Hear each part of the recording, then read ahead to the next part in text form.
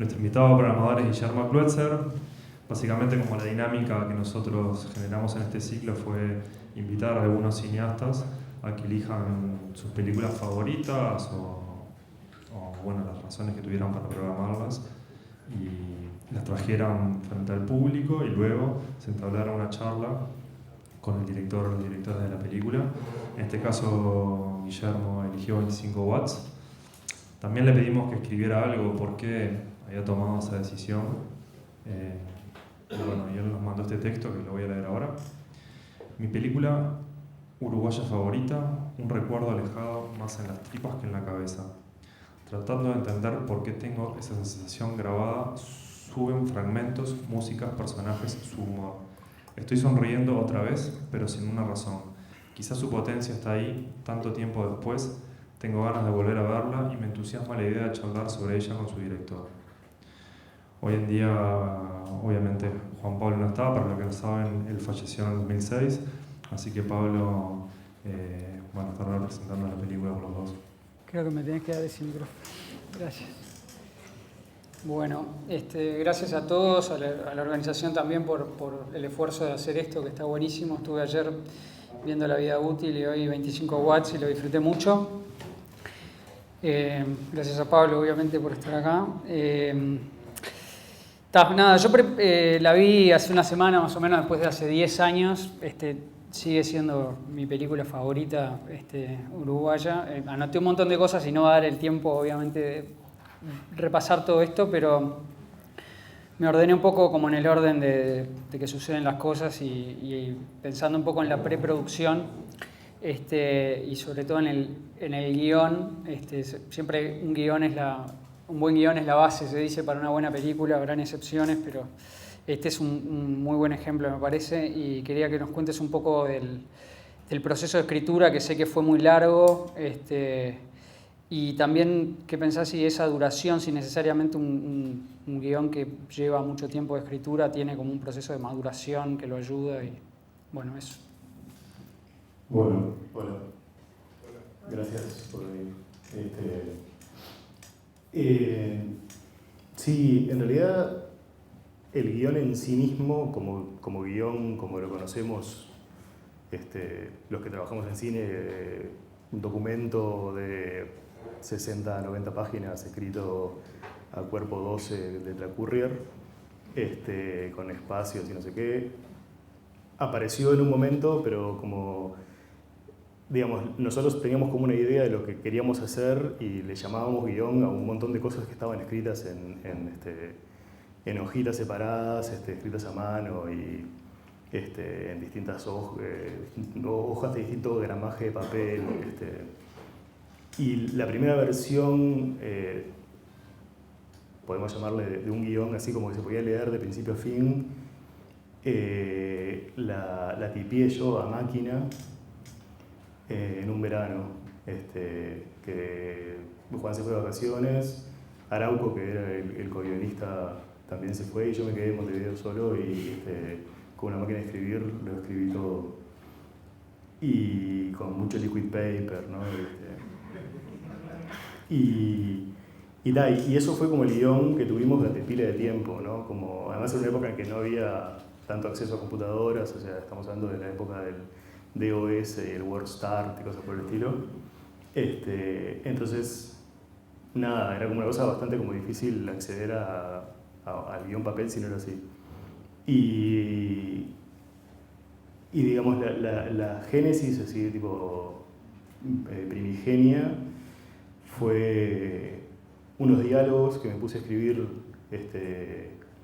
una tarde, y después esa misma noche me junté con Juan y con Arauco y se los mostré, y esos diálogos tenían como 3 personajes que a cada uno de ellos les pasaba una cosa más o menos parecida a lo que nos pasaba a Juan, Arauco y a mí en ese momento. Y esto era el año 96. Estábamos en la facultad, era como una cosa muy... estábamos como empezando a querer hacer cosas. Escribíamos muchos diálogos así por joder nosotros, o sea, como usando como estructuras de diálogos que inventábamos y que nos parecían graciosos, así como muy influenciados por Pulp Fiction, que en ese momento era como, así como lo que te influenciaba. Y empezamos a jugar con eso y era una cosa que tenía que ver con la banda de Stooges, que era la banda de hip hop de los 60. Que nos gustaba mucho y que tenía una canción especialmente que se llamaba No Fun. Entonces había como una especie de concepto que era como esa cosa como de no poder divertirnos porque éramos unos tipos bastante aburridos. Y entonces en ese concepto entraban un montón de cosas que hacíamos generalmente, así como en la vida. Y como con esa idea empecé a escribir eso. Y después nos juntamos y le encontramos con una especie de estructura en la cual eran 3 amigos que se encontraban la mañana después de salir y seguían todo ese día. Y cada tanto rato sonaba una canción de los Stooges y con un interludio, intertítulo, como con unas cosas escritas ahí que eran como muy, queríamos que fueran graciosas y filosóficas a la vez. Y eso era como ese primer guión escrito a máquina, era así. Y con eso tuvimos pila de tiempo dando vueltas, o sea, como... Y se empezó a volver como una especie de costumbre como de juntarnos a escribir Stooges, que en realidad juntarnos a tomar cerveza y mirar televisión y no hacer nada, pero como que la idea era esa, ¿no? Como estamos juntando a escribir nuestro guión. Y en un momento de esa historia apareció el FONA, se presentó el FONA, empezó a existir el FONA. O sea, el FONA es el primer fondo que hubo en Uruguay para producciones cinematográficas. Y la noche antes de que cerrara el FONA, estábamos en la casa de Arauco con todos esos papeles en el living, que eran como una especie de alfombra, y ahí nos dimos cuenta que no íbamos a llegar a presentarnos al otro día. Entonces, después de ese pequeño revés, lo que dijimos fue, vamos a seguir escribiéndolo esto, y este verano pedimos una cámara en la facultad, nosotros íbamos a la Católica, una cámara Super VHS. Es un formato que no existe más, por suerte.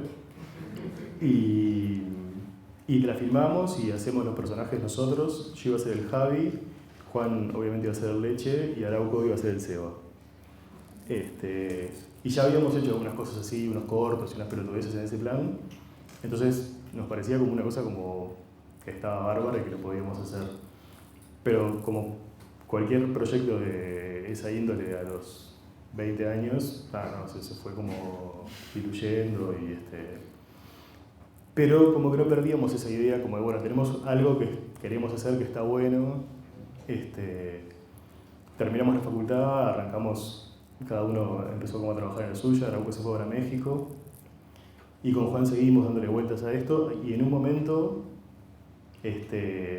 como que después de tantas reuniones como para escribir Stooges, nos dimos cuenta que teníamos un guión y lo escribimos y ahí ya existían las computadoras, o sea, como con un sistema operativo más amigo y tuvimos un guión, que eso debe haber sido en el año 98 por ahí. Y lo que pasó fue que en ese tiempo, desde el 96 al 98 y después siguió pasando, el guión cambió de nombre, se empezó a llamar Maldición Ultratón. Y fue Maldición Ultratón por un tiempo, y bueno, nosotros le seguíamos diciendo Stooges. Después le empezamos a decir Estuches, porque nos parecía más gracioso. Después cambió de nombre otra vez más. Un nombre que yo ni me acuerdo cómo era. Empezaron a ver como distintas estructuras narrativas, y en un momento era tan complicada la estructura narrativa que teníamos un dibujo que empezaba así una línea y se juntaba y seguía, tipo, bueno, era muy imposible que lo escribiéramos porque era una locura. Y todo ese tiempo era como, bueno, o sea, yo trabajaba en TV Ciudad, Juan Pablo trabajaba en publicidad y seguimos haciendo cosas. En el año 98 nos juntamos con Juan y con Fernando y hicimos por la primera cosa juntos, que fue un videoclip de Exilio Psíquico, en el primer y único concurso de videoclips que hubo en Uruguay. Ganamos un premio para hacer el videoclip y bueno, y ahí como que se sumó Fernando a estar con nosotros y empezar a hacer como, bueno, una cosa que le llamábamos una productora, pero en realidad éramos nosotros tres, y Y además coincidió como con la edición de una cosa de la facultad, que se llamaba Buenos y Santos, que era como nuestro trabajo final de facultad. Y Fernando estaba empezando a trabajar en imágenes, él era editor, empezó a hacer sus primeras armas de editor en ese momento, entonces lo dejaban probar. Entonces Fernando trabajaba hasta las 8 de la noche y de las 8 de la noche ya íbamos nosotros y nos íbamos a las 3 de la mañana.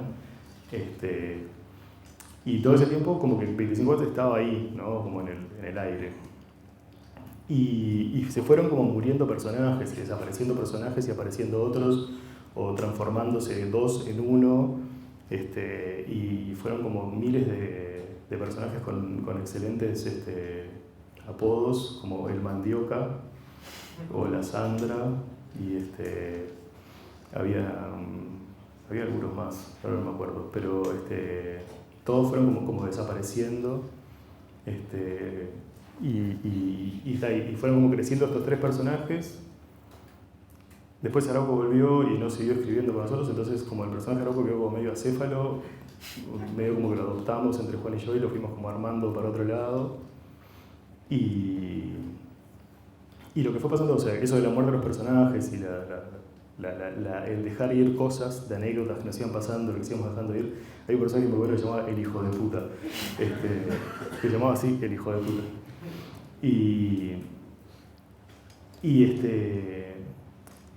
Ahí también lo que nos dimos cuenta cuando lo vimos después, incluso cuando vimos la película, era que el hecho de haber macerado esas ideas tanto tiempo nos había dado otra visión sobre los personajes y sobre nosotros mismos también. O sea, que había habido un cambio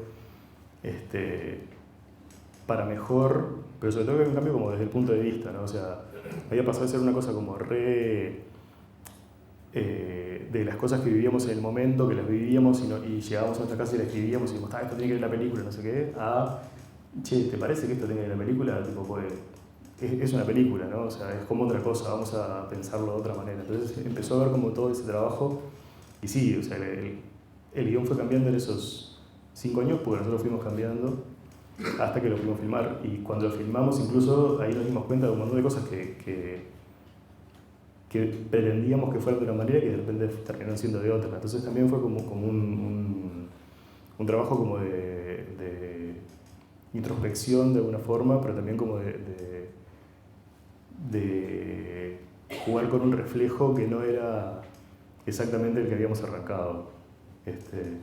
No sé si conoces la pregunta, pero sí es como el proceso largo influyó mucho en la forma que tuvo el guión finalmente. También, o sea, eso que decía, como nos empezó influyendo mucho Pulp Fiction, entonces esa estructura extraña que tenía en un momento era como muy deudora de Pulp Fiction, entonces iba para adelante, iba para atrás, daba unas vueltas raras, y en un momento, o sea, dijimos, bueno, no, o sea, digo, no está más bueno esto, digamos, o sea, tipo, podemos hacer una película como más narrativamente más directa y fuimos como sacando cositas, incluso la última cosa que se sacó del guión, que era como la escena estrella, que a nosotros nos parecía así, la escena que nos iba a cambiar la vida, era cuando el Leche va a llamar por teléfono, hay toda una secuencia en que pone la moneda, aprieta el botón, levanta el tubo, y todo eso era porque era como un paralelismo con una maquinita, con un videojuego, entonces él apretaba el botón y en la pantalla aparecían como unos leches chiquitos, que eran como las vidas. Entonces él iba hablando con la profesora de italiano y la profesora de italiano iba diciendo, como cada vez que le decía algo, como no, hoy no puedo, se moría un leche, y después cuando le hacía reír, tipo, era un bonus y venía un leche nuevo, y todo eso llegamos a hacerlo. O sea, lo filmamos pensando para ponerlo, y era unas escenas que, por ejemplo, Álvaro Abuela, que estuvo ayer acá y que para mí era un referente, le mostramos el guión y nos dijo, eso es demasiado cool. Dijo, eso no está bueno, es demasiado cool. Y yo dije, no, ¿sabes cómo? Y después cuando filmamos la película y lo vimos, porque lo produjeron, nada, no andaba por ningún lado. Y fue re duro ese momento como sacar eso, porque además era como la onda, ¿viste? Nada, ¿no? Era como, bueno, era importante. Pero bueno, fue. Y como esas cosas pasaron algunas más también. Pero siempre fue como como en un momento, o sea, hubo un momento en el cual el guión se transformó en la película, o sea, en el sentido, antes de que la filmáramos, como en el sentido de contar, esto va a ser una película. Vamos arriba, vamos a hacerla, de alguna manera la vamos a hacer. No sé si... Sí, más bien, varias, respondiste varias, así que está bueno porque creo que podemos llegar a cubrir todo. De las escenas favoritas tuyas, o no sé, pienso ahora, por ejemplo, la vi recién, y evidentemente una de las escenas hits es el videoclub, ¿no? Entonces pienso cómo fue la relación esa entre lo que estaba en el guión y lo que quedó en la película, con todos los ensayos de por medio, cuántas cosas surgieron en los ensayos, en el set, cómo fue ese laburo. Casualmente esa escena es la única escena que quedó del guión originalísimo. La escena esa la escribió Arauco, que fue como la única escena del Seba original que quedó en el guión. Y nada, tipo, teníamos como, nos gustaba mucho y estábamos como muy complicados buscando al dueño del videoclub, porque queríamos que fuera un personaje en sí mismo. Y nada, y un día dimos con el Eche, que yo lo conozco de toda la vida y que iba a la facultad con nosotros y no sé qué. Y además el Eche es un cultor del porno. Y un tipo que sabe mucho porque vio mucho, ¿no?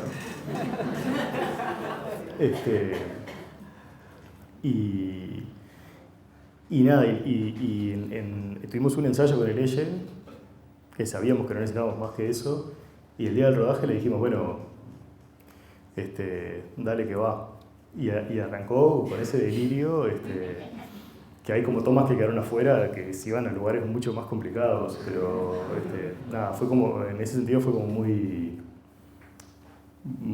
de la improvisación. O sea, la película tuvo como ensayos exhaustivos, sí, como 2 meses de ensayo, de mucha improvisación con los 3 personajes principales. Trabajando mucho con ellos, trabajando mucho como la relación de ellos para atrás. O sea, entonces improvisábamos, bueno, se fueron a bailar a Atlántida y perdieron el bondi. Entonces están acá, pero uno se robó la bola 8 de la petrolera y los otros 2 no saben. Y va a venir la cana. Y entonces, tipo, era bueno, y jugaban con eso. Entonces iban como construyendo la biografía de los personajes y como el pasado de la relación esa, que tenían que ser unos tipos muy amigos y que en los hechos no lo eran y que además venían de lugares re distintos los 3 actores, porque Danny Hendler, que era amigo nuestro y ya habíamos hecho cosas con él, era actor, había hecho su primer largo en Buenos Aires ya, que había sido el Abrazo Partido de Daniel Burman, actuaba en teatro todo el tiempo. El tío Temponi era de la facultad y era como el payaso de su generación y lo conocíamos ahí, tipo, como era un tipo con el que 2 por 3 nos encontrábamos en la noche y era un tipo como muy gracioso. Y Alfonso Tort apareció porque Fernando tiene un amigo que era el novio de la hermana y un día fue a ver, estaba viendo la tele en la casa de Alfonso y apareció Alfonso y se empezó a reír y Fernando vino y nos dijo, che, hay un loco que pueden ver. Que Fernando, eso lo hizo 2 veces. Después todas las demás opciones de casting de Fernando fueron un desastre, pero esa y otra más que estuvo bien. Y lo llamamos al casting, hicimos un casting muy largo en la Católica, que fue gente así increíble, porque era muy raro, era como, van a hacer una película, unos tipos quieren hacer una película, entonces era como muy raro, o sea, y fueron gente así como muy demencial. Un casting abierto, así, la gente iba, se anotaba, y nada, y cuando apareció el Tort, hizo un casting horrible, fue espantoso lo que hizo. Pero igual como que nos gustó algo de él, entonces, o sea, ahí como que los cerramos a los 3 y empezamos a trabajar, entonces los 3 venían, pero Alfonso era actor, o sea, Alfonso estaba estudiando en el EMAD. pero también venía como de su pasado de futbolista. Hacía poco tiempo era el 9 de la tercera de Huracán Buceo, entonces eran tres tipos como muy distintos. Entonces parte de los ensayos era eso, era como hacerlos que se hicieran amigos, que de hecho pasó, que se hicieran amigos de nosotros también, porque nosotros como lo único que éramos amigos era de Dani. Y después hubo una cosa muy estricta de lectura de guión, así como de diálogos. Esto lo escribimos así, tiene que ser así. Y hay mucha como repetición y mucha cosa así como de los diálogos son estos. Sí, lo podés cambiar un poquito, pero no lo podés cambiar todo. Tipo, hay palabras que para nosotros era re importante que las dijeran y que si no las decían, le decíamos no, de vuelta.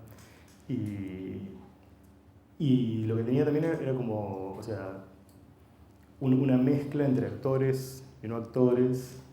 O sea, la mayoría eran actores, pero en algunos que eran actores estaba Roberto Suárez, que era como reactor, digamos, y lo fuimos a buscar, le hicimos un casting en la casa. Y con Roberto, por ejemplo, en la escena del videoclub que le tira el choripán, o sea, la pizza, no sé qué le tira. Esa fue la única vez en mi vida que filmé una sola toma de algo. Filmamos esa toma y digo, está, fue perfecta, ya está. Vámonos. Y nos fuimos a filmar otra cosa. Fue como la onda después y decimos, no sale, está todo mal, pero fue así como increíble. Tipo, fue un momento así como de ellos. Y había estaba Nacho Mendi, que es Chica Chaquetas Menchaca, que eso, o sea, lo inventó él, o sea, eso no lo inventa nadie. O sea, el personaje se llamaba Menchaca, había una chaqueta y había chicas, pero nadie, o sea, había como hecho esa relación que le hizo él en el momento, como otras cosas como balanza y cosas por el estilo. Que nada, que fueron como saliendo así, tipo, con Nacho ensayamos 2 veces y le dijimos a Daniel que Nacho era como un tipo jodido, así, tipo pesado, mal, y tipo, porque Dani tenía que estar como un poco cagado y está, funcionó.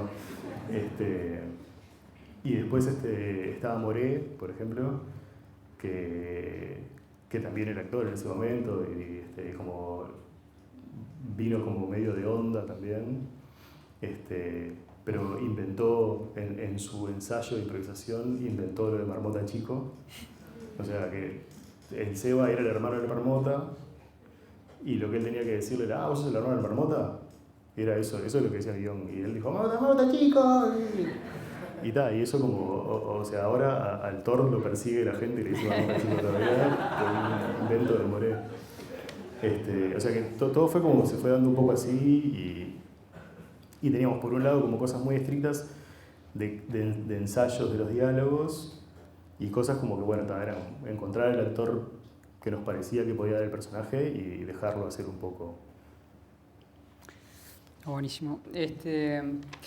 Bueno, acá paso a la parte de producción.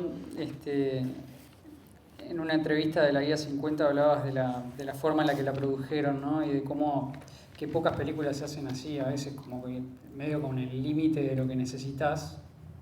Y ahí tenía como varias preguntas. Una es, sé que tenían película para filmar 3-1 o 4-1 y bueno, eso por curiosidad me divertía saber si en algún momento se pasaron y estaban abajo, cómo iban llevando esa cuenta y si alguna vez después extrañaste esa adrenalina de estar con la película contada. Y bueno, ¿qué cosas valiosas para la película propias de esa forma de producir de repente después se pueden perder cuando entra un formato como más grande, con más presupuesto? Y la producción fue como bastante sacrificada. Al respecto del material, no me acuerdo si era 3-1 o 4-1, ¿vos te acordás? 3-1 dice el productor. Pero me acuerdo que Fernando llegó el último día de rodaje con una cajita de Kodak, y fue como un regalito, fue como ¡ah! ¡Qué bueno! Nos trajo material. Pero no extraño nada de eso. Nos pasamos un par de veces, pero bueno, también otras como esa de Roberto la hicimos una sola vez, entonces fue como Pero me acuerdo como de el aprendizaje que tuve fue de un actor que no nombré, que era Walter Reino también, que era también como que era un actor de verdad. En una escena con Walter, que era una escena un poco complicada para los estándares de lo que nosotros podíamos producir, que tenía como un grip de auto, el auto se movía, un cable, una cosa como que, o sea, bastante como complicada para lo que podíamos hacer en ese momento. Hicimos 4 tomas, que era lo que, o sea, como nos pasamos una y nos fuimos re quemados, así como en onda, esto no está bueno. Y en realidad estaba todo ahí, ¿no? O sea, para hacer una más, podíamos hacer una más. Había que sacrificar algunas cosas, pero podíamos hacer una más. Y el aprendizaje fue, bueno, o sea, en mis próximas películas voy a tratar de sacrificar esos momentos, porque prefiero como que se calienten un poco conmigo los técnicos y irme un poco más tarde a mi casa, que quedarme quemado el resto de la semana porque no me llevé la toma que quería. Que fue una cosa que hablamos con Juan, así dijimos, así, nunca más nos puede pasar, pero esas cosas fueron como las mínimas en realidad, o sea, fue como muy... No recuerdo como otro momento así como de terminar de filmar y darte cuenta como que no está lo que vos querías. En general porque no teníamos ni idea de nada, entonces todo lo que filmábamos nos gustaba, pero no sé si extraño tampoco como lo de producir con poco.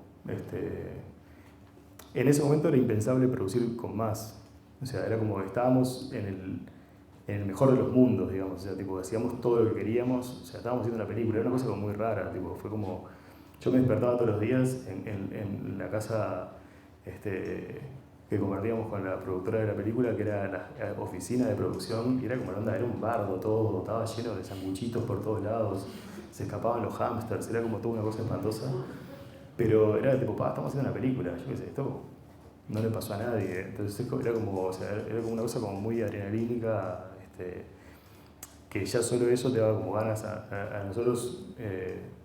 El Cote de Veroz, que era el continuista, que tenía auto, lo pasaba a buscar a Juan y me pasaba a buscar a mí, y íbamos todo el rodaje, se suponía que viendo el plan de rodaje, todo el camino viendo como el plan de rodaje, y en realidad tipo, íbamos como cagados de la risa, haciendo chistes todo el tiempo, y como yo les hacía como una especie de voz, así como una especie como de documental de los 30, como de, ahí van los jóvenes a filmar, no sé qué, tipo, y era como un chiste así como, y en realidad era como eso, tipo, como la sensación era un poco esa, como más como, o sea, y pasaron cosas rarísimas, pero nunca era como la sensación de que lo que sí se pierde cuando vas filmando más y vas como que esto se empieza a transformar un poco más en tu laburo,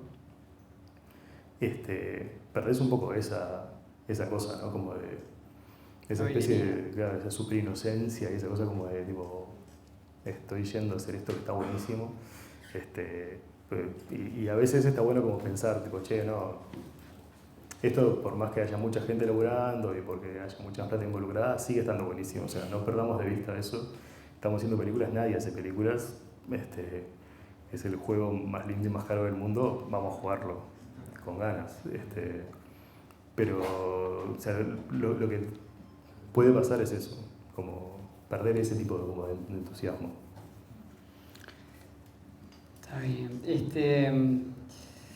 Después quería saber, hablaste en algunas entrevistas también que estuve leyendo ahí antes de hoy, de la inexperiencia. Él es biólogo y por eso hace estas investigaciones. De la inexperiencia del grupo de amigos con el que hicieron 25 watts, y de que rodaban como ustedes creían que se hacían las películas. Entonces me preguntaba si en ese set de repente hicieron cosas como muy raras, un poco ortodoxas, que después, digamos, por un lado pudieron haber sumado a la película, o después dijeron, vos, mirá, ¿te acordás que hacíamos tal cosa? Y en realidad... Cosas raras creo que no, pero sí, teníamos como una idea que así era como, o sea, éramos muy inexpertos, pero nos parecía que así era como se hacía. O sea, estábamos convencidos completamente de nuestro método, digamos. O sea, era como...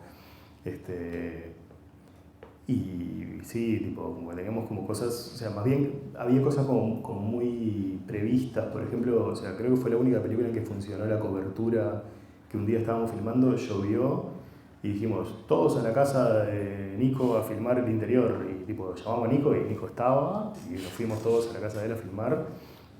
Fue la única vez que me pasó, que no fue como un día, digamos, como que se perdió porque llovió en la mitad.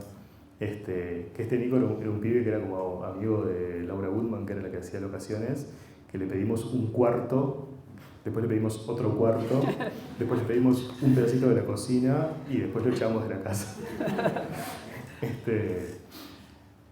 Y que es la casa de leche, digamos, o sea, donde se juntan a ver la tele y no sé qué. Pero, o sea, no, lo que nos pasaba era como, viste, esa cosa como de que cortábamos para comer y bueno, tipo, más o menos íbamos comiendo de bandejitas así, y donde podíamos, y después tipo, seguíamos filmando y como que no había como una onda, bueno, cortamos para comer, esperamos una hora, arrancamos de vuelta. Era medio como que todo era como medio así, tipo, como filmábamos y filmábamos y filmábamos. Y después, el último día de rodaje fue un día de rodaje de 48 horas sin parar, que tenía como noche, día, día, y mandamos a los actores a dormir y nosotros seguimos y después los fuimos a buscar y fue como toda una cosa así como que no terminábamos nunca. Y terminamos en el túnel, o sea, el túnel del 8 de octubre cortado a las 6 de la mañana y filmamos ahí, no sé qué, y después de ahí seguimos haciendo planos. Y la película, el rodaje terminó porque el asistente de cámara dijo, ya está, se acabó. Agarró la cámara y se puso adelante, empezó a jugar con la claqueta y ahí dijimos, está, bueno, terminamos. Ya veníamos como un sobregire así tipo demencial y estábamos filmando los planos esos como que se ven en la ciudad. Y tipo, sí, vamos a seguir, no sé qué, tipo, y ahí me dijeron, bueno, muchachos, se acabó. Pero creo que si Pablo Vera, que era el asistente de cámara, no hacía eso, seguíamos filmando un rato más, seguro, hasta que se acabaran los rollos. Claro. Por al final sobraron, eso fue lo peor, sobraron un par. Claro. Otra cosa así por curiosidad, el tema de dormir, ¿no? Por lo menos a mí me pasa mucho durante los rodajes que te vas a dormir y tenés la cabeza a mil. ¿Te pasaba que de repente te despertabas con sueños de un set caótico, o personajes o cosas, te despertabas así? No, la verdad casi no me acuerdo de la película, mucho menos lo que soñaba durante la película. Pero sí había como unas cosas así como de no desconectar nunca, ¿no? Como de que la película te toma como por asalto tu vida y como que queda todo como medio en pausa, que yo no sabía exactamente qué iba a pasar así. O sea, era como nuestro primer rodaje largo, no teníamos como grandes experiencias al respecto. Yo me acuerdo que empecé el rodaje con 100 pesos en la billetera y terminé el rodaje con los mismos 100 pesos en la billetera porque, o sea, no tuve tiempo ni de comprarme un chicle y nada, y todo era como, bueno, almorzaba, cenaba en la película, las gaviotas nos había donado los desayunos y las meriendas, que eran sándwiches y medialunas rellenas. Y yo si hoy voy a una fiesta y agarro un sándwich y es de las gaviotas, me doy cuenta sin ver el envoltorio. O sea, porque era como que vivimos de eso durante los 23 días del rodaje. Entonces era como, o sea, y había como una cosa así como que yo dormía re poco, dormíamos re poco. Nos levantábamos muy temprano, nos acostábamos muy tarde y hubo un día que hubo un día libre, agregamos un día libre y el asistente de cámara, que era como un tipo que tenía más experiencia que nosotros, nos dijo a dormir, nada de juntarse a planificar, váyanse a dormir. Y era como que estábamos realmente así como al borde de colapso. Sí, igual nos juntamos a planificar, no fuimos a dormir nada. Bien, sobre la edición, está esa frase de la edición no se termina, se abandona, no sé de quién es, pero como que muchas veces es bastante real. Quería saber un poco cómo fue ese proceso, que lo imagino complejo con 3 personas en la isla, de noche además. Sé que editaron con una isla prestada, que editaban por las noches. Un poco quería saber cómo fue esa experiencia. Sí, fue una experiencia interesante. Con Fernando ya habíamos trabajado los 3 haciendo el videoclip y haciendo esta cosa de la Católica que se llamaba Buenos y Santos, y que era como un mediometraje, como de 45 minutos. Entonces, como que tal vez esa parte era la que teníamos más aceitada, como el trabajo entre nosotros. Y empezamos a trabajar, o sea, a ver, los transfers de la película se filmó en 16 milímetros, los transfers se hicieron, o sea, hicimos unos transfers a VHS. Entonces nos íbamos con Juan y veíamos los VHS y planillábamos todo, lo cual fue como un trabajo así como bastante tremendo, porque eso se subía a la isla en baja calidad y después se hacía como el pasaje a alta, ¿no? Una cosa así como era toda una movida así como tecnológicamente increíble. Entonces vimos todo ese planillado, lo hicimos todo, vimos todo el material en esos VHS. Juan lo debe haber visto 1.000.000 de veces, porque era un tipo muy obsesivo. Y fuimos a la isla y empezamos a hacer una cosa como empezar por la escena 1, ¿no? O sea, y era como re difícil de editar así. O sea, ahora, digamos, no lo haría, pero en ese momento era como la forma que se nos ocurrió, que nos salió. Entonces empezamos a editar la película y me acuerdo que la primera versión era una cosa espantosa. Como hay una frase que está muy buena que es: ninguna película es tan buena como su última versión de guión, ni tan mala como su primera versión de montaje. Y esto era espantoso, así, tipo, fue como horrible. Y además Fernando justo tiene una beca y se tuvo que ir. Entonces fue como 4 meses y nosotros nos quedamos 4 meses así como con el material ese, que además había quedado en la isla de imágenes donde estábamos editando, que eran coproductores de la película. Lo vio una persona de imágenes y no le gustó nada, entonces nos llamó a Juan y a mí y fuimos ahí a una especie de como de confesionario de Gran Hermano, en que nos agarraron y nos empezaron a dar palo, pero así tipo nos destruyeron. Y Fernando no estaba, entonces era como, fue como así muy duro, es un momento terrible. Después como que volvimos a reeditar la película, también trabajando en mismos horarios, de noche.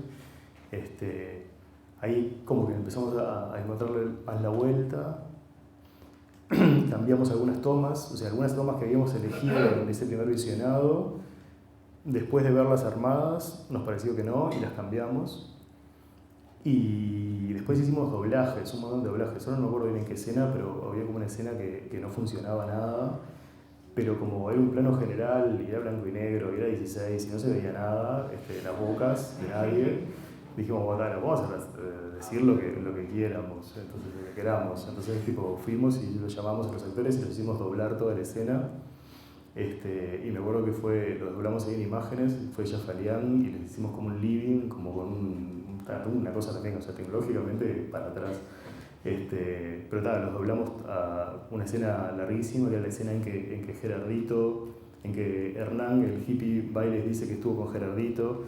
Toda esa escena está como reeditada en relación al doblaje que le hicimos. O sea, le encontramos una vuelta para editarla, pero el audio que teníamos no coincidía. Entonces hicimos todo un doblaje ahí bastante impactante. Yo ahora, no sé, como hace mucho no veo la película, no sé si salta mucho o no. Fernando dice que sí que salta.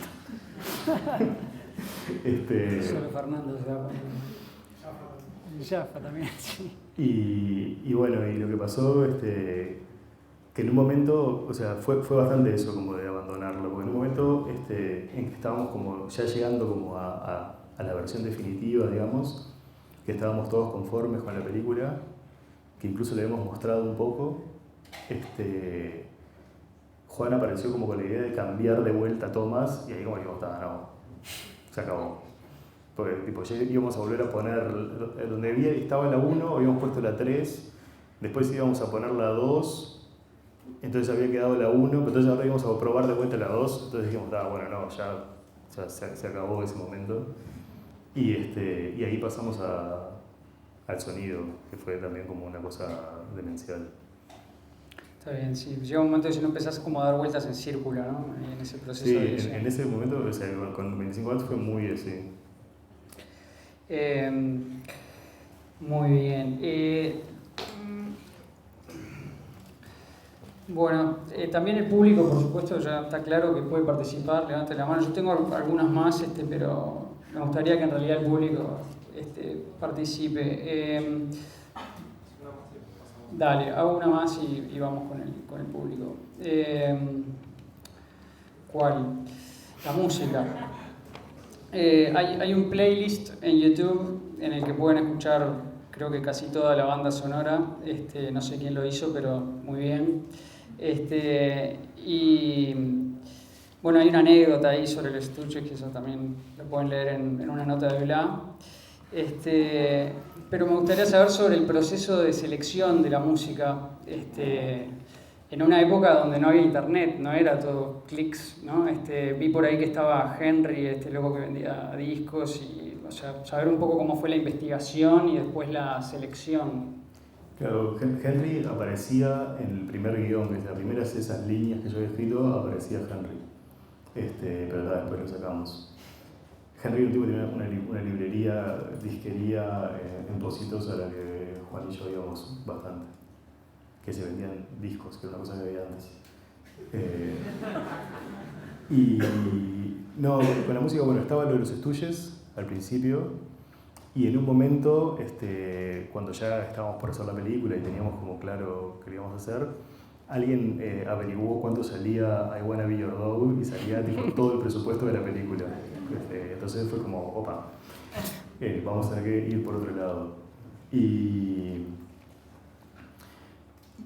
entonces, nada, hubieron un par de cosas como que fueron bastante coincidencias. Una era que Juan había escrito la escena esa que se mueve que la cámara está arriba del tocadisco. Uh-huh. Juan no tenía tocadisco en su cuarto y nosotros éramos de la generación del CD, no del long play. Entonces era como medio, o sea, llegamos a pensar, bueno, lo ponemos en un cassette y la cámara da vuelta. Era raro. Entonces dijimos, bueno, vamos a hacer que el loco tenga un tocadisco. Entonces, bueno, necesitamos conseguir una banda que nos guste, que sea un poco del estilo que queremos, o sea, y que haya editado un long play y que sea uruguaya. Entonces era como así, difíciles por 5.000, porque en ese momento ya hacía años que no se editaba long plays, entonces bueno, y ahí nos acordamos de un cassette que tenía Juan, que me lo había mostrado a mí y que lo había escuchado un par de veces, que era el de los Mockers. A Juan le gustaban mucho los Rolling Stones, entonces cuando Perro Andaluz sacó el cassette de los Mockers, que era como los Rolling Stones uruguayos, Juan se lo compró y lo tenía ahí. Entonces lo escuchábamos y dijimos, está buenísimo esto, no sé qué. Y en ese momento justo una amiga nuestra que estaba viviendo en España, fanática de la música, se había contactado con Esteban Hitchcock, que era el tecladista de los Mockers, que vivía en España, y a través de ella conseguimos el disco y conseguimos el contacto para que los tipos nos dejaran usar las canciones. Y fue como muy raro eso. Y los temas estaban buenísimos, y eran como temas como que desde que los había editado Perro Andaluz, hace un par de años antes, como que no sonaba mucho. Y por ejemplo los Shakers no nos gustaban, queríamos que fuera otra cosa. Entonces, nada, ahí fue como que llegaron los Mockers. Y después, el resto de la música fue como la fuimos eligiendo en la isla, de música como que a la cual podíamos acceder, que la gente como conocida, como el Peyote, como los Buenos Muchachos. Y en el tema final, que es el tema de Max Angelieri, nosotros le habíamos hecho el videoclip a Exilio Psíquico, ese videoclip que habíamos trabajado por primera vez juntos. Y nada, bueno, éramos amigos de Maxi. Pero lo que pasó, que fue extraño, fue que yo llevé a la isla el día que íbamos a probar música para esa escena, un CD que era El aire rico de los Buenos Muchachos, y cuando lo abrí, adentro estaba el disco de Maxi de Música Cheta. O sea, me había confundido, había guardado mal el disco, y yo vivía como a 6 cuadras de donde estamos editando, y dije, bueno, lo voy a buscar, pero bueno, vamos a probar este tema. Y lo probamos, funcionó y quedó. Y fue como bastante raro eso. Y después, al respecto de ese tema, mucho tiempo después nos dimos cuenta que era como el mensaje de la película. O sea, que la letra de esa canción está como... o sea, si bien la película, digamos, no es como una película que tenga un mensaje explícito, esa canción, que es una canción como... La película no es melancólica, o no es nostálgica, pero sí es melancólica, y esa canción tiene una melancolía como muy profunda, y habla como de envejecer. Y en ese momento teníamos 26 años nosotros, y la canción hablaba como de un tipo que envejece por primera vez, y como que... Entonces, o sea, en ese momento era simplemente una canción que funcionaba bien y que daba con el clima que queríamos, pero después, como pensándolo desde mi punto de vista para atrás, eso es bueno, es eso, como el mensaje. O sea, ocasiones como la de hoy, de ver la película 15 años después, lo que más me resuena es esa canción, ¿no? Como la primera vez que estoy envejeciendo, que es la única, ¿no? Está bueno eso. Pero bueno, aquí estamos. Siempre hay interpretaciones, ¿no? Bueno, ayer quedaba claro con la vida útil las interpretaciones, que uno decía, sí, claro, porque esto quería decir esto y Scott era otra cosa y el otro otra, y eso es algo bien típico del cine. De los comentarios que escuchaste de la película, imagino que muchos te habrán parecido aberrantes, pero eso lo vamos a dejar de lado. Me quería saber sobre alguno que te haya realmente hecho ver algo que no habías visto, como esto de mucho tiempo después escuchar el envejecer por primera vez. La verdad que no me acuerdo mucho de los comentarios en contra, aunque el otro día, buscando cosas para la muestra, encontré una crítica argentina que nos destruía, así, tipo, pero daba con un caño. Pero no sé, había como una sensación extraña, que era como de que íbamos con la película por muchos lados. O sea, porque la película se estrenó en Rotterdam, o sea, la primera vez que la vimos en pantalla grande fue en Rotterdam. O sea, nosotros nos fuimos al festival con Juan, y Fernando estaba en Buenos Aires haciendo la copia, entonces nos decían, che, ¿y viene la película? Sí, bueno, ya viene. Y la verdad que no sabíamos, bueno, ya llegó Fernando con la valija, con la película dentro de la valija, que eran como muchas valijas. Y lo que pasaba era como una sensación como de, tipo, esto que nos pasaba a nosotros le pasaba a más gente, o sea, tipo, la gente se conecta con esto, o sea, y la idea es como, hay pelotudos en todas partes, o sea, hay como gente que es como media así en todos lados. Pero me acuerdo como que no es un comentario puntual, pero sí es una situación que de estar viendo la película en el estreno en Cinemateca, que la vi parado, porque estaba así como muy nervioso y no me podía sentar, en Cinemateca 18, como en la entradita ahí, me quedé parado ahí, y de repente vi como una escena, y vi que la gente se reía, y en ese momento me acordé de lo que estaba haciendo yo el día que pensé eso, y se lo dije a Juan y lo escribimos. Y dije, o sea, esto es rarísimo, o sea, tipo, yo estaba, o sea, en este momento hay gente que está riendo de una cosa que se me ocurrió a mí hace 6 años, y que la comenté, y que de todas las cosas que podrían haber pasado con las escenas que se te van ocurriendo por una película, entró en la película, se trabajó y pasó por un montón de cosas y llegó acá y la gente está riendo. Eso es muy raro.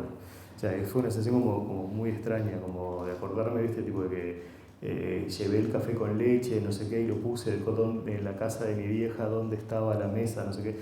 ¿Viste? Y eso me voló la cabeza. Y eso es una cosa que me sigue pasando, por suerte. O sea, es como lo que más me gusta de la recepción de las películas, es eso, es cuando vos ves que algo que hiciste, que no tenías mucha idea de que lo estabas haciendo, cuando estás haciendo las cosas no tenés demasiada idea de lo que estás haciendo en realidad, llega a ese lugar, ¿no? Entonces es como, bueno, eso como que me conmovió mismo, así que quedé como medio así, me tuve que ir un rato, después volví. Y después hay una clásica que yo siempre la digo, que es un francés que me dijo gracias por hacer la película sobre los últimos 5 años de mi vida, y fue como, wow, qué raro. ¿Alguien se anima?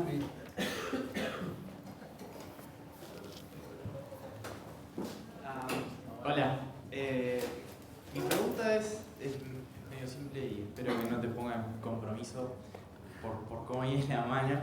Estaba leyendo acá la reseña y decía que al menos la intención que tuvieron en esas épocas, ya más de 10 años, era justamente, básicamente hacer algo totalmente en contra de lo que se hacía en esa época, que para ustedes, no sé cuándo escribieron esto, que era muy pretencioso.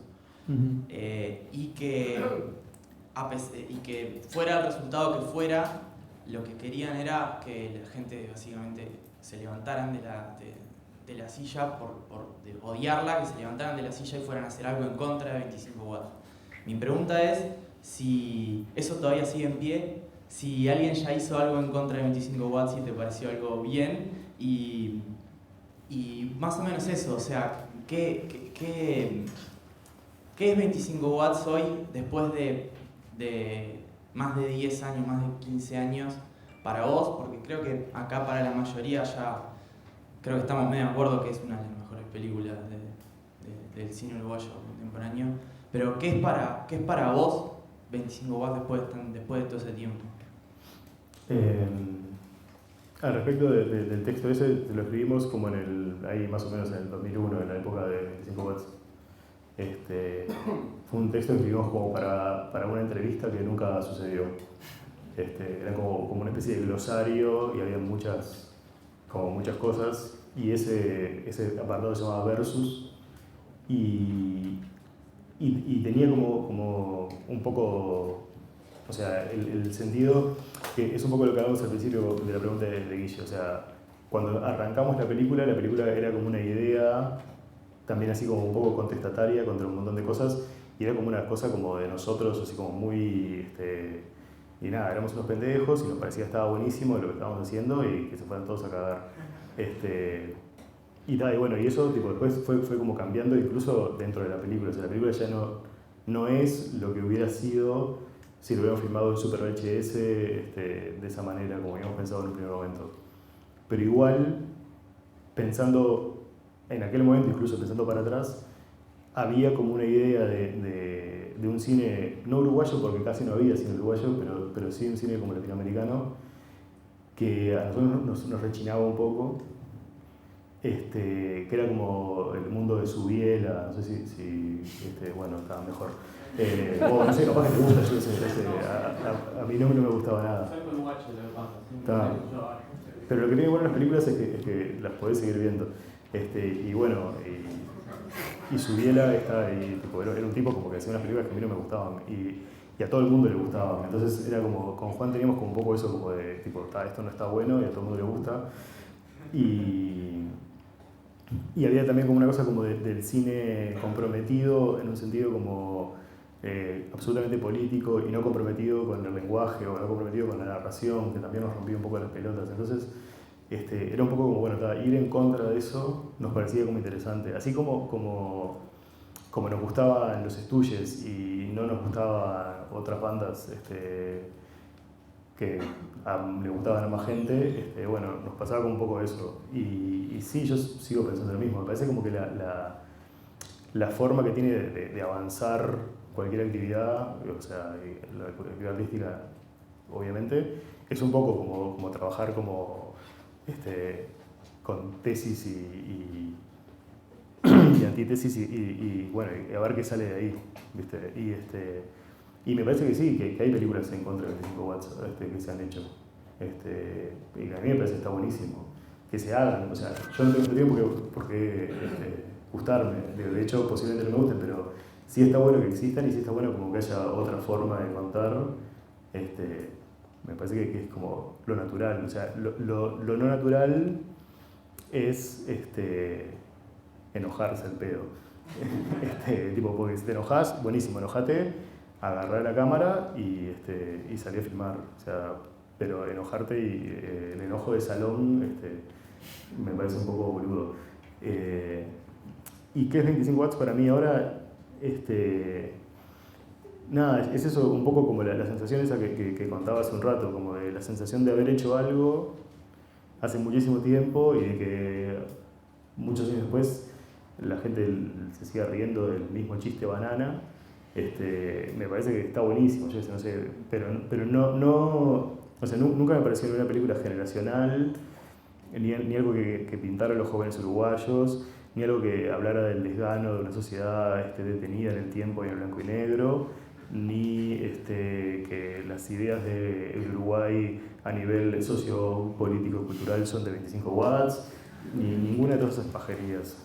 Creo que es una película que es bastante una comedia, que se habla mucho, hay bastante más ruido que silencio, entonces no sería como lo que dicen que es el cine uruguayo, pero bueno, es una película uruguaya y nada, es eso, es como una cosa como que hicimos en un momento, un grupo de amigos que sigue funcionando, eso es raro. Y para mí también hay otra cosa como al respecto de 25 watts y de por qué sucedió en ese momento de esa manera esa película, tiene que ver con un montón de gente.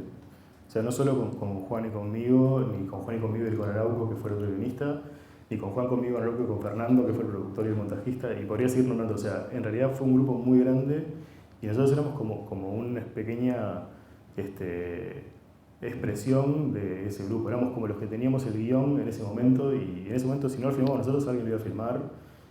Y de hecho hubieron unas películas un poquito antes y unas un poquito después que venían por el mismo lado, o sea, como por la onda, bueno, tipo, nos juntamos una gente que va a hacer películas y las hacemos. 25 watts lo que tuvo fue como que seguimos o sea, no nos quedamos en el hacer la película, sino que seguimos para adelante y terminamos en los cines, o sea, le metimos como más laburo, pero hay una cosa interesante de la gente que trabajó en 25 watts que muchos de ellos hicieron películas. Daniel Hendler hizo películas, ahora está filmando su segunda película. Cote, Federico Biog, Manolo Nieto, Arauco Hernández, Gonzalo Delgado, hasta Suárez. Sí, ya es mucho, ¿no? Roberto Suárez es una película. O sea, es como, o sea, y después un montón de gente que no hizo películas, pero que siguió trabajando en películas. Y yo sé, bueno, el caso más extremo es Magela Crosignani, que era asistente de producción y ahora es fotógrafa en Hollywood. Entonces es cuando, bueno, o sea, estaba pasando algo en ese momento con un grupo de gente que estaba haciendo, que iba a hacer cosas, digamos. O sea, tipo, y justo pintó que nos juntamos todos ahí y arrancó una cosa. Entonces, parece que también tiene como ese valor.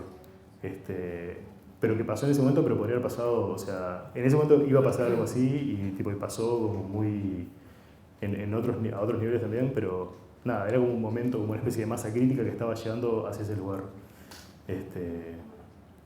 Eso. Hola, me gustaría preguntar qué referencia de películas tenían ustedes en esa época, como los estudios, así como la música, si tenían o usaban referencia como a una escena, a una película que les gustaban y querían plasmar. ¿Es verdad que vos tenés el video Uruguay por 25 watts?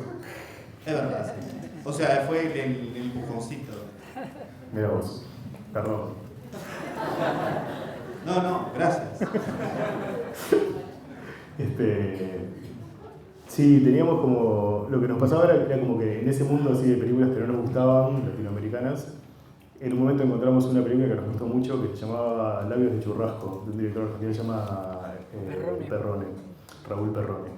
Que es una película hecha así como con 3 pesos, hecha con las mismas cámaras que nosotros podíamos acceder en ese momento, solamente lo que tenía como de especial, digamos, como que lo podían hacer parecer una película, era que estaba Fabián Vena, que era un actor argentino que en ese momento era famoso, ahora no sé dónde está. Pero bueno, Fabián Vena era un tipo famoso, era de la banda de Golden Rocket. Y la película esa estaba buenísima, era una película así como que era blanco y negro, no pasaba nada, era como muy graciosa. y esa película, nos salimos de ver esa película y también me acuerdo como el día así que salimos a ver la película y salimos así como onda, copados, diciendo, esto es lo que, o sea, se puede hacer películas, esto es lo que queremos hacer, vamos a hacer esta película, vamos a hacer una película parecida a esta, tipo. Entonces las cosas que escribimos nosotros sí tienen lugar en el cine, sí se pueden filmar, sí pueden ser interesantes y sí nos podemos reír si las vemos. Entonces fue como así, una sensación como muy de, así como, nada, como de todo está en nuestras manos, podemos lograrlo, si conseguimos la cámara VHS, lo hacemos. Entonces fue un poco así, esa película fue muy, muy importante en eso, más que a nivel de referencia más técnica, fue re importante en eso. Y después hay una película, las películas de Jarmusch, que nos gustaban mucho y una entrevista que yo leí a Jarmusch que decía, yo cuando hice mi primera película no sabía filmar, entonces no me quise hacer el vivo, el plano general y que pasen las cosas. Y me acuerdo que cuando Bárbara Álvarez, que es la fotógrafa, que también fue su primer largometraje, nos empezó a hablar de la fotografía, con Rivera le dijimos, Bárbara, que se vean los macaquitos. Lo único que nos importa es que se vean los macaquitos. Y ese fue como el sentido fotográfico de 25 Watts fue ese, era tipo, que se vea. O sea, tipo, no nos importa más nada, con que se vean los macaquitos estamos contentos. Porque era también un poco eso, o sea, tipo, era como, bueno, no sabíamos cómo hacerlo, entonces, bueno, buscar una forma bastante simple de hacerlo. Igual la película tenía como un cuelgue formal, que eran como todos los chistes que están en las escenas, la cámara abajo de la cámara atrás del agua, del vaso de agua, todo ese tipo de cosas. Porque en un momento del guión, cuando empezamos a depurar ese guión escrito durante muchísimo tiempo, las cosas que no tenían como un chistecito así no entraban. Entonces era tipo, bueno, queremos contar esta película de esta manera, con este tipo de ideas, o sea, que le llamábamos ideitas. Entonces, si tenía ideita, entraba, si no tenía ideita, no entraba. Y así fue como que se llenó de esas cosas, que en realidad también era como un poco distinto distinto a nuestros referentes, porque distinto tanto a Perrone como a Jarmusch, pero como una cosa como que nos parecía que era eso, como la escena del vaso. Claro, pero eran como cosas que nos parecían como que esto tipo, está buenísimo, esto está re bueno. O sea, tipo, no había forma de convencernos de que no. Como lo del videojuego. Como lo del videojuego, que nos convencieron.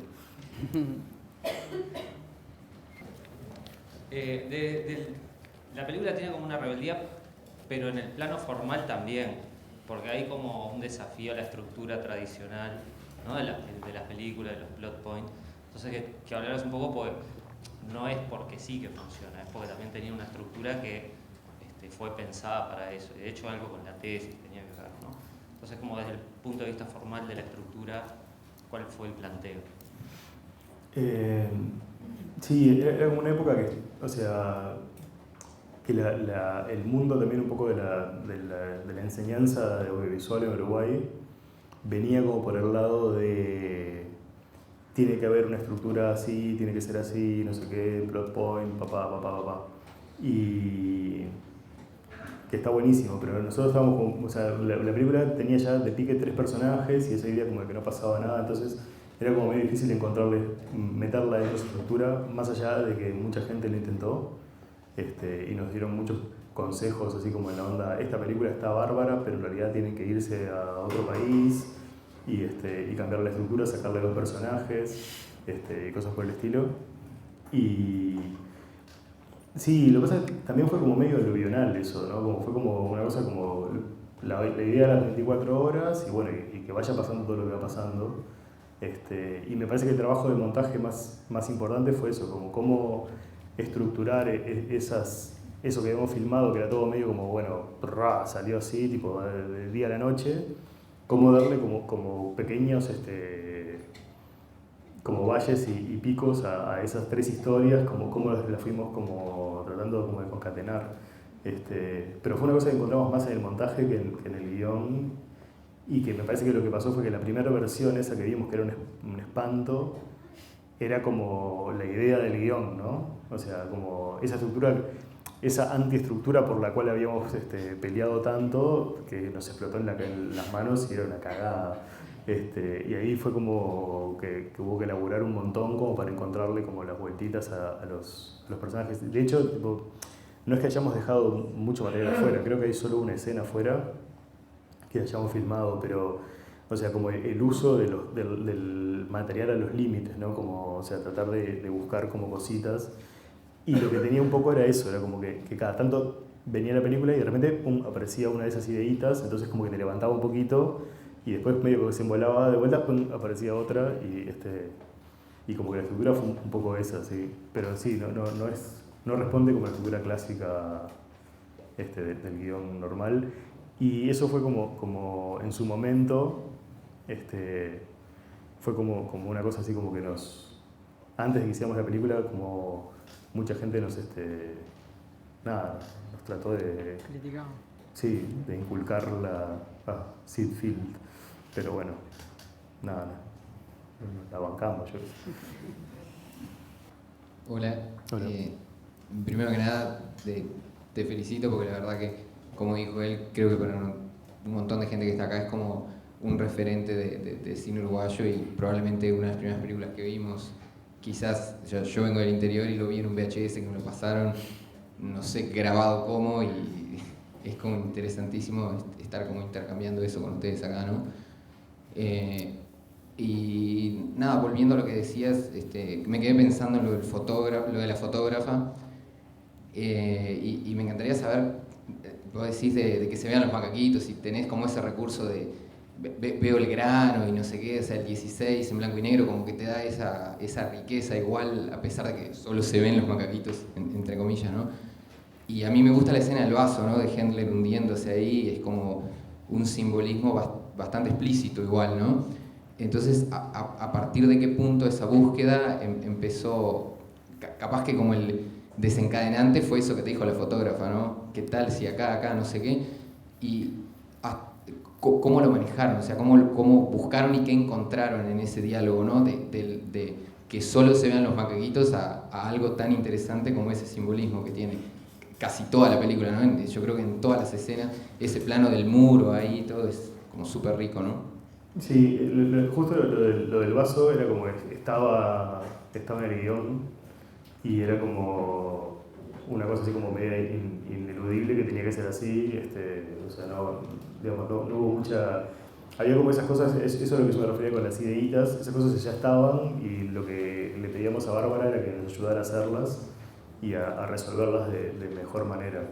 Pero después hubo muchos momentos en los cuales, o sea, le decíamos a Bárbara, no, tipo, teníamos dibujitos, entonces decíamos, no, queremos que sea así, y ella nos miraba y agarraba y ponía la cámara y era tipo, más o menos así, ella decía, sí, tuc, y la ponía así, o sea, vamos a filmar ahí. Y también era como, bueno, si ella dice, vamos así. Y después la escena esa como de que se hace cuando hacen el muerto y salen corriendo con las sombras, habíamos buscado la locación, que además quedaba a la vuelta del lugar donde ensayábamos, y fuimos y le dijimos, bueno, es acá, y se quedó así, y dijo, bueno, denme 5 minutos. Y agarró y puso ese focazo y nos dijo, es esto. Es esto. O sea, fue como muy en la onda, un trabajo muy así, ¿no? O sea, como vos haces lo tuyo y proponenos y nosotros te decimos y ayudanos a que esto esté más bueno. Pero fue como muy así. También era su primer largo, entonces también había como una cosa así como de tanteo entre los dos, ¿no? Entre los directores y ellos. Una aclaración. En el guión no era un vaso, era una pecera. Es verdad, en el guión era una pecera. Implicaba un mecanismo medio extraño hidráulico de subir y bajar una pecera que no se podía hacer, no había recursos. Es verdad, en el guión era una pecera. Y salía mojado, además. No, esto ya no tiene tanto que ver con la película, pero como que todo el mundo, bueno, el tema de hacer cine, ¿no? Que es como una cosa bastante rara, como decías vos. pienso que todo el mundo en algún momento, hasta los mecánicos, se preguntan qué harías si no harías cine. Yo me imagino que si vos dejaras el cine como profesión, igual seguirías haciendo cine, pero ¿qué sería eso otro que harías? Sería número 9 de Defensor. Capaz que estoy un poco viejo y gordo, pero bueno, el 9 de Defensor es Nacho Rizzo hace como 1000 años, entonces de repente me pruebo. No, hay una cosa como del hacer cine que el otro día lo decía Arauco en esta misma charla que tuvo con Manuel Nieto, que siempre hablas como de la película, o sea, querés filmar la película que querés ver, pero después de que la filmaste no la ves nunca más, porque ya no podés verla. Y hay una cosa que, digo, bueno, a mí me pasa, yo de la película hace como 10 años que no la veo, pero sí hay algo como re lindo para mí, que es como poder compartir películas y poder compartir las experiencias que a uno le dan las películas con otra gente, que es un poco lo que hicimos armar acá. Entonces, si no me dedicara a hacer películas, me dedicaría a tener un cine y no pasar a Avengers. O capaz que sí, una vez. La 1, pues la 2 no está muy buena. Pero no sé, tipo, no, o sea, igual seguiría como, no sé, es una cosa como que o sea, una de las peores sensaciones que sentí en mi vida fue como ver una película que me gustara mucho y estar solo. Y ya que estamos cerrando, para la silla vacía, cuando más lo extraño a Juan es cuando veo una película que a él le gustaría y no poder compartirla con él, es como una cosa así, como una sensación horrible. Y entonces, nada, es eso, o sea, me parece como que lo más lindo de hacer películas y de poder, es eso, poder comunicarse. Entonces, si no hiciera películas, seguiría tratando de comunicar a través de películas cosas. Bueno, muchas gracias.